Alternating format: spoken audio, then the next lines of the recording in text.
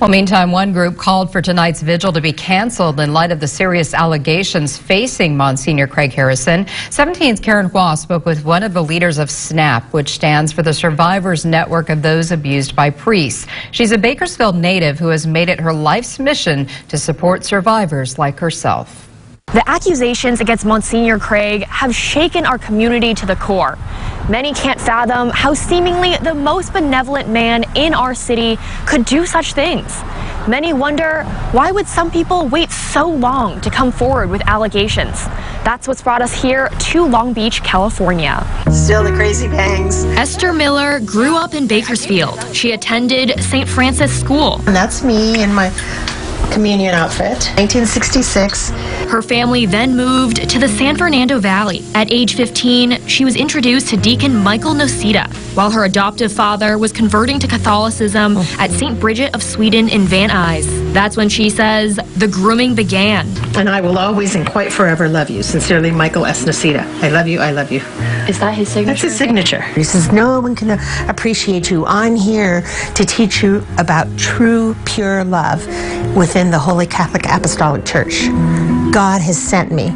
At 16, the abuse started, she says, daily for a full year. There was digital penetration with religious artifacts, molestation, rape. At 17, she attempted suicide. Deacon Mike told me, he said, if you tell, your father's soul won't be able to be converted, and it would stay in hell. Deacon Mike Nocita was eventually transferred to another church. He became a priest and continued to offend. For many, many years, I kept repressing it. I'd have sparks that this happened. Nope. In 2003, Miller sued the Los Angeles Archdiocese for what happened to her decades ago. And I was so scared. I'll never forget. I kept thinking, I'm going to go to hell. I'm suing God. Miller became a pioneer for victims, speaking out about their own abuse by priests. I was silent 27 years. So the average age we now know is about 52 before somebody discloses. Miller's case from 2003 is now just one among thousands of recent sexual misconduct reports against Catholic priests around the globe. And Monsignor Harrison's case is no anomaly either. There is no question Harrison has touched so many in Kern County. He's adopted nearly a dozen children. He's donated to countless local charities. He's done thousands of weddings, funerals, baptisms. Father Craig, you need to know that everybody is behind you. Everybody in your parish is behind you, and everybody in Bakersfield is behind you.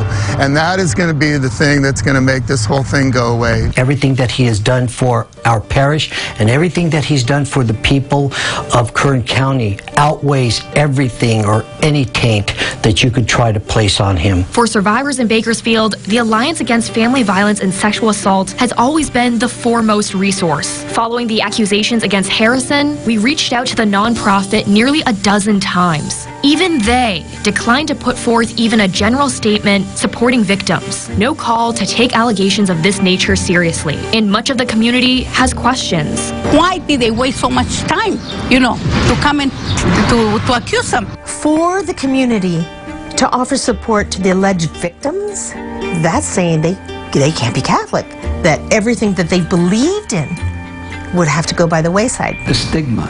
You're going to get ostracized. You're going to get people who haven't heard both sides, and they'll come forward and say, how dare you say this against this respected individual? Attorney Daniel Rodriguez has worked on sex abuse cases for about 20 years. Even little children feel a sense of shame because inwardly, at their core, they feel that what happened was ugly and bad and sinful. And it shouldn't have happened, and maybe I had something to do with it because that person who did it is a good person because he's nice to me. And how often are false allegations seen? 5% of the time, they are untrue. So what does that mean? What's the converse of that? That 95% of the time, they're true. I had a solid case, and I still didn't want to bring forth. So it is not something for financial gain. It's much easier to go do a get-rich scheme someplace else than to do this. Now 60, living in Long Beach, Miller works with the Southern California chapter of SNAP, the Survivors Network of Those Abused by Priests. In their 30 years, they've helped more than 250,000 survivors. And we also ask and implore anybody who's seen something, say something. If you're a survivor looking for support or resources, you can reach the SNAP Network at snapnetwork.org. In Long Beach, I'm Karen Hua, 17 News.